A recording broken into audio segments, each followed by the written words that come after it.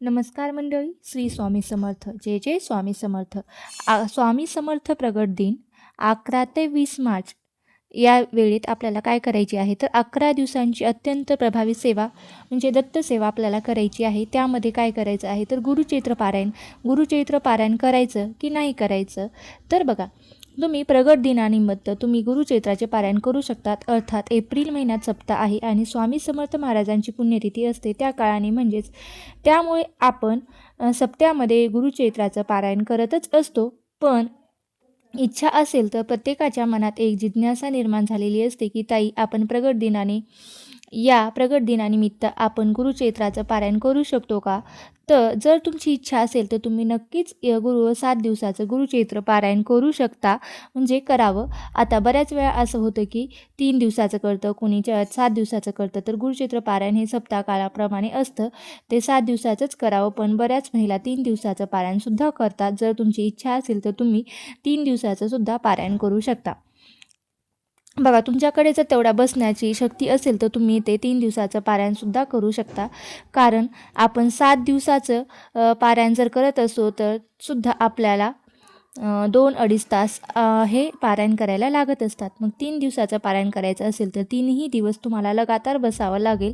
जर तुमच्याकडून होत असेल तर तुम्ही ते पारायण करू शकता. 3 दिवसाची जशी तुमची इच्छा असेल तशी तुम्ही करू शकता. आता जेव्हा आपण 19 तारखेला, म्हणजेच बरोबर 18 तारखेला अमावस्या सुरू होत आहे आणि 19 तारखेला गुढीपाडवा आहे. आता अमावस्येच्या कालावधीमध्ये गुरुचैत्र पारायण करू शकतो का, तर अमावस्येच्या कालावधीमध्ये जेव्हा अमावस्या येते तेव्हा तुम्ही पठण करू शकता. पण अमावस्येच्या दिवशी पारायणाला सुरुवात करू नये किंवा पारायणाची सांगताही करू नये.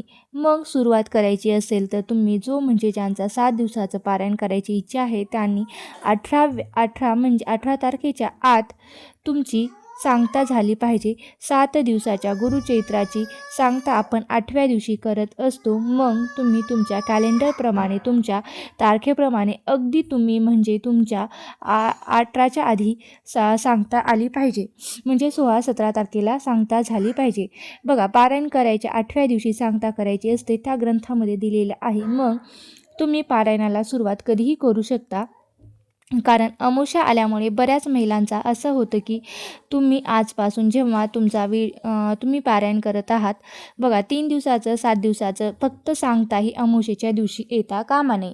ज्यांना गुरुचैत्राचे पारायण करणं शक्य होत नाही त्यांनी काय करायचं आहे, तर त्यांना प्रत्येक जणांना गुरुचैत्राचं पारायण करणं शक्य होत नाही.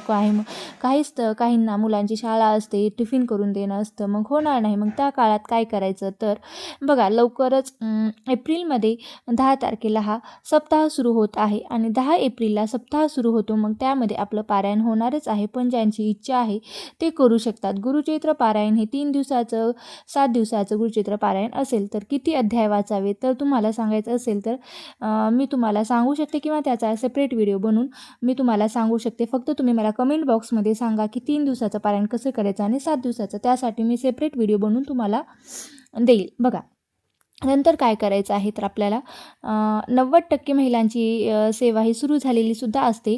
बघा, 21 स्वामीचैत्र पारायण किंवा स्वामीचैत्राचे पारायण करायची ज्यांना झालं नाही त्यांनी काही कारणामुळे, तर तुम्ही 11 दिवस तुम्ही स्वामीचैत्र सारामृताचं पारायण करू शकता.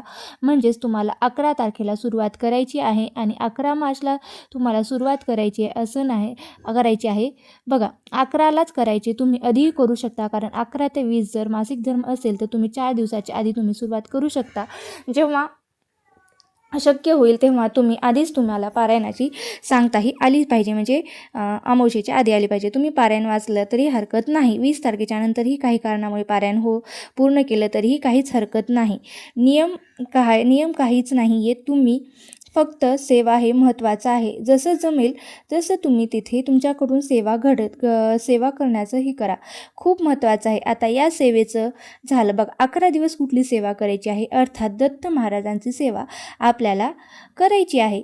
तर स्वामी समर्थाची सेवा तर करतोच आपण, पारायण चालूच आहे 11 दिवसात. दत्त महाराजांची सेवा तुम्ही कसं करू शकता, तर 11 दिवस श्री गुरुचैत्र ग्रंथातील तुम्हाला 14वा आणि 18वा अध्याय 11 दिवस वाचायचा आहे. संकल्पयुक्त म्हणजे संकल्प करून आपल्याला ही सेवा करायची आहे.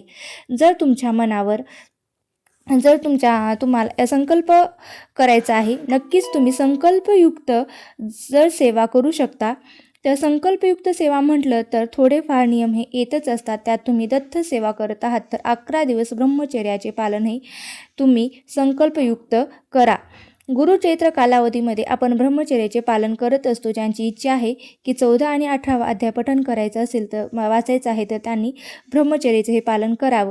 किंवा ज्या काही दत्त सेवा करणार आहेत, ज्या तुम्ही संकल्पयुक्त काही अडचणी जर तुम्ही अडकल्या असतील, तर अतिशय सुंदर घोर कष्ट उद्धार स्तोत्र एवढंच आहे आणि स्तोत्रम पण एवढंच काम करत असतं, म्हणत असतो. आणि मग आपल्याला एवढंच पाहिजे असेल तर आपण एवढी सेवा करतो.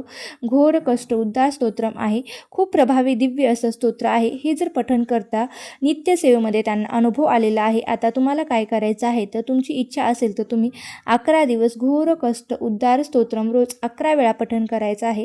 आता हे घोर कष्ट उद्धार स्तोत्रम याचाच अर्थ दडलेला आहे की कोणीतरी तुम्हाला फसवलं आहे, कोणत्या तरी अडचणीत तुम्ही अडकलेला आहे, कुठल्या तरी केसमध्ये तुम्ही अडकलेले आहेत, कुठेतरी आरोप केलेले आहेत, प्रत्यारोप झालेले आहेत, ज्याच्यात काहीही चूक नाही. जर तुम्ही अशा अडचणीत असाल तर रोज 51 वेळा घोर कष्ट स्तोत्रमचं पठण करायचं आहे. आता जर तुमच्याकडून शक्य होईल तर 11 दिवस तुम्ही रोज 21 वेळा पठण करायचं आहे. नाही तर तुम्ही 11 वेळा, 21 वेळा किंवा 11 वेळा असं तुम्हाला पठण करायचं आहे. आणि नंतर काय करायचं आहे, तर तुमची इच्छा असेल तर त्यामध्ये म्हणजे या सेवेमध्ये अजून एक दत्त सेवा दुसरी आपल्याला ॲड करायची आहे. ती म्हणजे करुणा त्रिपादी. खूप सुंदर असं करुणा त्रिपादी. शांत हो श्री दत्ता, मम चित्ता शमवी आता. शांत हो श्री गुरुदत्ता, मम चित्ता शमवी आता. हे खूप सुंदर आहे. तर हे करुणा त्रिपादी आहे. तुमची इच्छा असेल तर तुम्ही पठण करू शकता. दत्त महाराजांची सेवा ज्यांना करायची किंवा महाराजांचं मानसपूजा ज्यांना करायची, दत्त चालीसा आहे ते सुद्धा तुम्ही पठण करू शकता. किंवा एक श्लोकी श्री गुरुचैत्र पारायण आहे ते सुद्धा तुम्ही, मूळ एक श्लोकी गुरुचैत्र आहे ते आपल्याला एक स्तोत्र आहे जे आपण एक श्लोकी किंवा जगतवंदे अवधूत दिगंबर दत्तोत्रे श्री गुरुदेव दत्त. तुम्ही ज्यांना अनन्य भावे शरणागत भवभय, जे तुम्हाला माहिती आहे की जगतवंदे अवधूत दिगंबर दत्तोत्रे हे गुरु तुम्हीच, ज्यांना अनन्य भावे शरणागत मी भवभय तारण.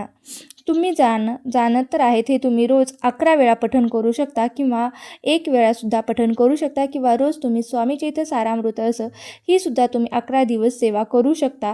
11 पारायण करू शकता. किंवा तारक मंत्राची सेवासुद्धा तुम्ही 11 वेळा तारक मंत्र म्हणू शकतात. रोज 1 किंवा 11 दिवस असे तुम्ही तारक मंत्राची सुद्धा 11 दिवस सेवा करू शकतात. किंवा श्री स्वामी समर्थाचा षडाक्षरी मंत्राचा सुद्धा तुम्ही जप करू शकता. 11 वेळी जप करू शकता. तुम्ही 11 दिवस सेवा करू शकता. तुमची इच्छा असेल, जसं तुम्हाला जमेल तेवढी तुम्ही सेवा करू शकता.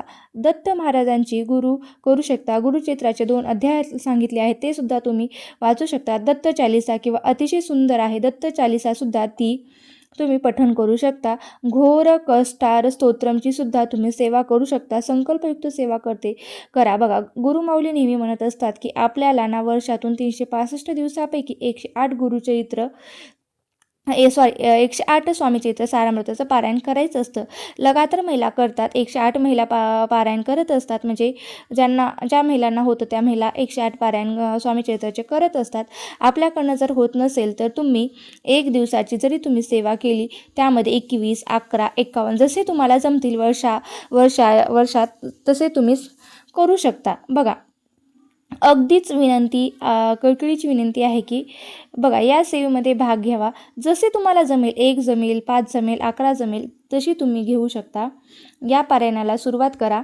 आणि बघा, कधी पण काही कारणामुळे जर हेल्थ इश्यू असेल तर तुमच्यासोबत हा व्हिडिओ बघा, ज्यांना जर खरंच काही हेल्थ इश्यू असेल तर त्यांनी कमीत कमी 1 दिवस तरी स्वामी चरित्राचं पारायण करावं.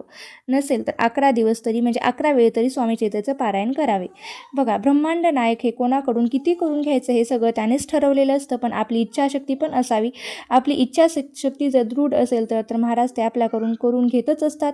महाराज नेहमी म्हणायचे की चमत्कार वगैरे मला करायला आवडत नाही, पण तुमची श्रद्धा, तुमचे विश्वास, तुमची भक्ती एवढी दृढ असते की मला त्या गोष्टी ह्या कराव्याच लागतात. म्हणून महाराजांच्या जवळ जाण्यासाठी खूप काही करावं किंवा दान करावं असं नाही, तर फक्त आपण भावनेने आणि श्रद्धेने त्यांची उपासना करायची, एवढंच. जसे आहात तसेच राहा. तुम्ही महाराजांसमोर शरणागती महत्त्वाची आहे आणि त्यांनी आपल्याला स्वीकारलं आहे. आपण जसे आहोत तसे दत्तसेवेमध्ये महाराजांनी परफेक्ट असावं लागतं. गाणगापूरमध्ये तेच आहे की बघा, दत्त महाराज म्हणतात की तू आधी परफेक्ट हो, तू आधी परिपूर्ण हो, मग माझ्याकडे ये. म्हणून तर आपण जेव्हा गाणगापूरला जातो ना, काही व्याधी आहे, त्यांना काही जो त्रास आहे तो अगदी महाराज त्यांना मुक्त करतात त्यांच्यातून आणि मग त्यांना जवळ घेतात. महाराजांकडे तसं नाही आहे, बाबा तू जसा आहेस तसा, तू काय खातो, तू काय पितो, तू कसा राहतो, त्याच्याशी त्यांना काहीच देणं घेणं नसतं. म्हणून महाराजांच्या सेवेला कुठलंच बंधन नाही, कुठलेच नियम अटी नाहीत, काहीही नाही. यायचं, अभिषेक करा, त्यांचा अभिषेक करा, काहीही साधा पाण्याचा अभिषेक केला तरीही काहीच हरकत नाही. महाराजांना तो प्रिय आहे. आपल्याला फार असतं की महाराजांना मला एवढं दिले तर मी काहीतरी महाराजांसाठी करावं. मग आपण चंदनाचा किंवा दुधाचा, पंचामृताचा, पाण्याचा अभिषेक करत असतो, कारण ती आपली श्रद्धा आहे, भक्ती आहे. छान डेकोरेशन, सजावट करत असतो, आपल्याला आवडतं. पण महाराजांना काय आवडतं? महाराजांना तुम्ही आवडता, तुमची भक्ती आवडते, तुमची श्रद्धा आवडते, बाकी महाराजांना काही आवडत नाही. म्हणजेच सांगायचं झालं तर विश्व इतकी पण त्यांना फक्त तुमची श्रद्धा आणि विश्वास महत्त्वाचा आहे. बाकी तुम्ही किती डेकोरेशन करतात हे महाराज बघत नाही आहेत. बघा, आता नंतर महाराजांना आपण महाराजांच्या सेवेत आपण स्वतःला अर्पण करू शकतो. महाराजांची सेवा करू शकतो, नामस्मरण करू शकतो. जो नाम जपतो त्याला महाराज अखंड जपत असतात. आणि बघा, खरं प्रार्थनेची एक असावी की प्रार्थनेला असावी एक वेळ असावी, नित्य नियमाने आपल्याकडून घडावी. प्रार्थना म्हणजे नित्य सेवेत नियमाने प्रार्थनेची सुरुवात असावी. बघा, म्हणजे एकच वेळ असावे आपल्याकडून घडावी. जेव्हा प्रार्थनेची एक वेळ घडते तेव्हा प्रार्थना आपल्याला स्वीकारते, आणि जेव्हा प्रार्थना आपल्याला स्वीकारते तेव्हा महाराजसुद्धा आपल्याला स्वीकारत असतात. आपली प्रार्थना हे ऐकत असतात. रोज सेवा झाली, नामजप झाला, महाराजांची आठवण, महाराजांचं नामजप, महाराजांच्या प्रति आपल्याला कृतज्ञता रोज असावी. ही रोज जेव्हा सेवा घडते तेव्हा प्रार्थना आपल्याला आपोआप सांभाळते. वेळ आल्यावर कामीसुद्धा येत असते आणि आपली सेवा, आपले कर्म आपल्या कामाला येतात. म्हणून त्या प्रार्थनेने आपल्याला जपावं आणि प्रार्थनेनं शिकावा, असं स्वामी समर्थ महाराजांच्या चरणी आणि दत्त महाराजांच्या चरणी प्रार्थना करते आणि आजचा व्हिडिओ इथेच संपवते. बघा, अशा प्रकारे तुम्ही 11 ते 20 मार्चपर्यंत 11 दिवसाची अत्यंत प्रभावी अशी दत्त सेवा करू शकता. ते मी तुम्हाला या व्हिडिओमध्ये सांगितली आहे. जर सेवा आवडली असेल तर नक्की लाईक करा, शेअर करा, चॅनलवरती नवीन सतत सबस्क्राईब करायला विसरू नका. थँक्यू.